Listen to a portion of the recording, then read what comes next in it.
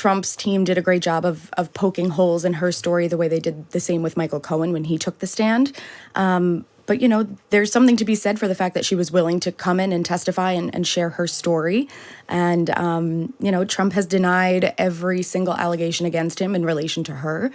And the jury has a really interesting case. We'll see closing arguments today, and a verdict could come as early as tomorrow. As early as tomorrow? As early as tomorrow. There's no guarantee. I mean, it could be unanimous. It could take time.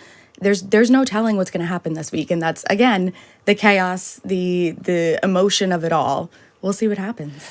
It is 8 minutes to 8 now. It is closing arguments today in the historic criminal trial of former and maybe future US President Donald Trump. The final junction before the jury go out and deliberate. And it has been a dramatic trial already, made for television, but alas, not on it.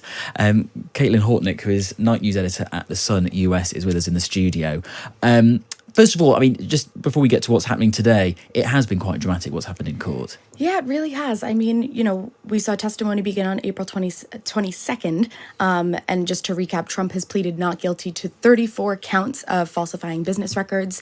This is all related to the interference in the 2016 election and that hush money payment to porn star Stormy Daniels.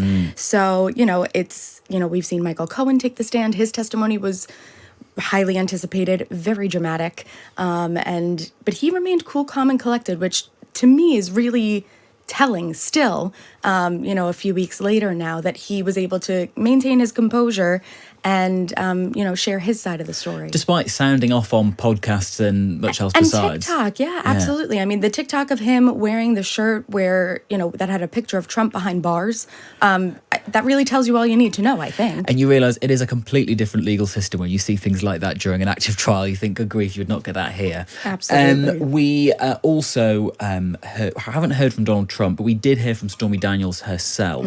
How convincing a case do you think she made? I think it's always great to hear from the source themselves. I think Trump's team did a great job of poking holes in her story the way they did the same with Michael Cohen when he took the stand. But, there's something to be said for the fact that she was willing to come in and testify and share her story. And, Trump has denied every single allegation against him in relation to her. And the jury has a really interesting case. We'll see closing arguments today, and a verdict could come as early as tomorrow. As early as tomorrow? As early as tomorrow. There's no guarantee. I mean, it could be unanimous. It could take time. There's no telling what's going to happen this week. And that's, again, the chaos, the emotion of it all. We'll see what happens. It's hard to predict, isn't it? Because not only, you've got on the one hand the fact that this is happening in somewhere like Manhattan, where lots of Democratic voters, so that's the pool that they're picking from for the jury. But also it has been said, and I wonder what you think, that of all the cases that could or should be brought against Donald Trump, this is the weakest, some say.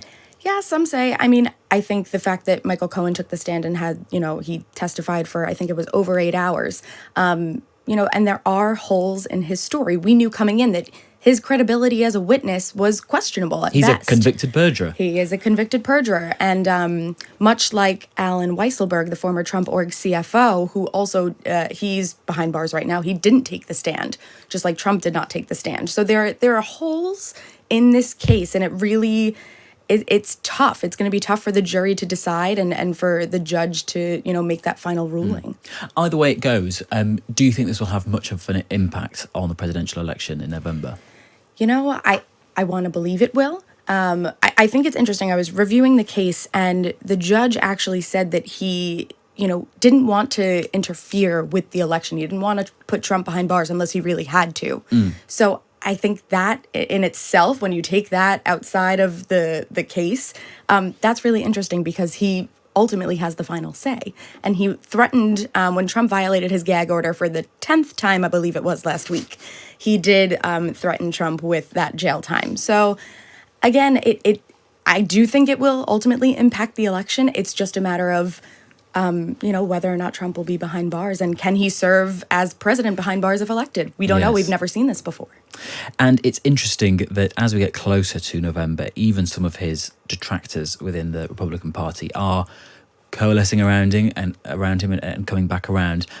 Listen to this. This is Nikki Haley, who says now she will now vote for Donald Trump in November's election. You remember she dropped out of the race to become the Republican nominee just after Super Tuesday in March. At the time, she didn't seem too keen on Donald Trump. I have always been a conservative Republican and always supported the Republican nominee. But on this question, as she did on so many others, Margaret Thatcher provided some good advice when she said, quote, "Never just follow the crowd. Always make up your own mind." It is now up to Donald Trump to earn the votes of those in our party and beyond it who did not support him. And I hope he does that. Well, it sounds like he has now. She said that she'll vote for him. What do you make of that? You know, I think it's interesting. I think ahead of whatever the verdict is, I think she's trying to get on his good side. There is some speculation that he could tap her to be his vice presidential nominee. Again, we won't know that for another few months until the Republican National Convention, when he's confirmed as the representative for the party. But it could be a matter of distracting from the closing arguments and the verdict. It could be a distraction. It could be the fact that they really are going to team up despite what they both have said about each other. Yeah. Which again, that's American politics for you. Caitlin, thank you very much. Caitlin Hortnick, who is from The Sun US. Those closing arguments are today in that trial, and as Caitlin was saying, we could have a verdict as soon as tomorrow. Yeah, one to watch out for there. Well, thank you very much. Just to begin, the news of inflation it really is rampant. It's moving at a level like people have not seen. They don't seem to be able to cut it down. Biden has no control over what's happening. He started it with energy, and now it's taken on a life of its own. It's very sad. We'll get it fixed. I'd like to be out campaigning right now, but again, I'm going to be in here almost 5 weeks in court. They have no case. There's no crime. They're very talented people. They're legal scholars, highly respected. Every single person is saying there's no crime. There's no crime. It's a kangaroo court. There's never been anything like this that I've ever seen. Now, I had 2 other trials that were kangaroo courts also. It's stacked up. And New York, look, I love New York. This is where I grew up. I was born here. I grew up here. And I see what's happening with this judicial system. And it's just, they call it all kangaroos, and we just can't have it. And I think the appellate courts can take care of a lot of things, but this one shouldn't even get to an appellate court. This should be an easy ruling. Every single scholar says there's been no crime, he's done nothing wrong. And I'm fighting for 300 million people. I mean, I have no choice. It's not that I like doing this, sitting in an icebox all day for 7, 8, 9 hours. And it's a very cold room, I will tell you that. But I'm doing this because our country needs it. Our Constitution's under threat. Our country needs it. So here I am. I will be doing something in the morning and then probably coming back in the afternoon.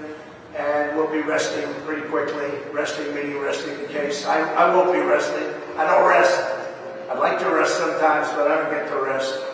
But we have a phenomenal case. We've won the case by any standard. Any other judge, he would have thrown this case out. Any other judge. And so we're going to go in. We'll have another little scrum in a little while, perhaps. It should end a little bit early today. We appreciate you suffering with us. Look, you've been with us for 5 weeks, and you see it. The crowd's outside. We can't get... It's not a very big thing for us. We don't really care that much. But people want to get out there, and you have all police. The only people that are let out there is the radical left lunatics.